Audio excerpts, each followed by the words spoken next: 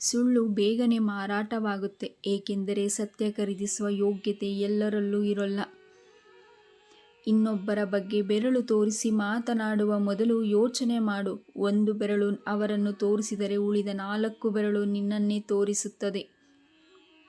ಯಾರ ಜೊತೆ ಎಷ್ಟರ ಮಟ್ಟಿಗೆ ಇರಬೇಕು ಅಷ್ಟರ ಮಟ್ಟಿಗೆ ಮಾತ್ರ ಇರಬೇಕು. ಎಲ್ಲರೂ ನಮ್ಮವರು ಎಂದುಕೊಂಡು ಒಳ್ಳೆತನಕ್ಕೋಸ್ಕರ ಏನಾದರೂ ಮಾಡಿದರೆ ಕೊನೆಗೆ ನಾವೇ ಕೆಟ್ಟವರಾಗುತ್ತೇವೆ. ನಾಣ್ಯಕ್ಕೆ ಹೇಗೆ 2 ಮುಖವೋ ಹಾಗೆ ಮನುಷ್ಯರಿಗೆ 2 ಮುಖ, ಹೊರಗೊಂದು ಒಳಗೊಂದು. ಅವಶ್ಯಕತೆಗೆ ತಕ್ಕಂತೆ ಬದಲಾಯಿಸುತ್ತಾರೆ. ಇದುವೇ ವಾಸ್ತವದ ಸತ್ಯ. ಒಂದು ದಿನದ ಸಾವಿಗೆ ಜೀವನ ಪೂರ್ತಿ ಬದುಕಬೇಕು, ನಿಜ. ಒಲಿದು ಬಂದ ಬದುಕನ್ನು ಆನಂದದಿಂದ ಬದುಕಿಬಿಡಿ, ಏಕೆಂದರೆ ಇನ್ನೊಂದು ಹುಟ್ಟಿಗೆ ಎಷ್ಟು ಜನ್ಮ ಕಾಯಬೇಕೋ ಗೊತ್ತಿಲ್ಲ. ಬಯಸಿದ್ದೆಲ್ಲ ಸಿಗುವಂತಿದ್ದರೆ ಬಯಕೆಗೆ ಬೆಲೆ ಇರ್ತಿರ್ಲಿಲ್ಲ.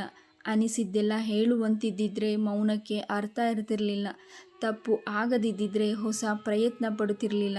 ಕಣ್ಣೀರೇ ಬಾರದಿದ್ದಿದ್ರೆ ನಗುವಿನ ಆನಂದನೇ ತಿಳಿತಿರಲಿಲ್ಲ. ಕಷ್ಟಗಳು ಎದುರಾಗದಿದ್ದರೆ ಜೀವನದ ಮೌಲ್ಯಗಳು ಗೊತ್ತಾಗ್ತಿರಲಿಲ್ಲ.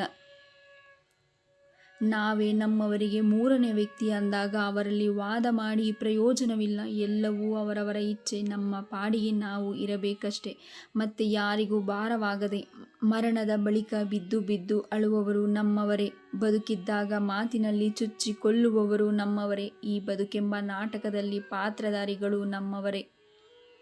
ಬೇಸಿಗೆ ಕಾಲದಲ್ಲಿ ಎಷ್ಟೇ ಪ್ರಯತ್ನ ಪಟ್ಟರೂ ಕೀಳಲಾಗದ ಬಂಡೆಗಲ್ಲು ಮಳೆಗಾಲದಲ್ಲಿ ತನ್ನಿಂದ ತಾನೇ ಉರುಳಿ ಹೋಗುತ್ತದೆ.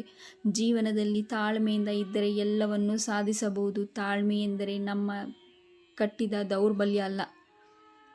ಸಂಬಂಧಗಳು ಹುಟ್ಟೋದು ರಕ್ತದಿಂದ, ಆದರೆ ನಮ್ಮವರು ಅನ್ನೋ ಭಾವನೆ ಹುಟ್ಟುವುದು ಮನಸ್ಸಿನಿಂದ ಮಾತ್ರ. ಆದರೆ ನೋಡುವ ದೃಷ್ಟಿ, ಅರ್ಥ ಮಾಡಿಕೊಳ್ಳುವ ಮನಸ್ಸು, ಮಾತನಾಡುವ ನಾಲಿಗೆ ಸರಿಯಿಲ್ಲದಿದ್ದರೆ ಯಾವ ಸಂಬಂಧಗಳಿಗೂ ಅರ್ಥನೇ ಇರೋದಿಲ್ಲ. ಧನ್ಯವಾದಗಳು. Please subscribe the channel, like and share.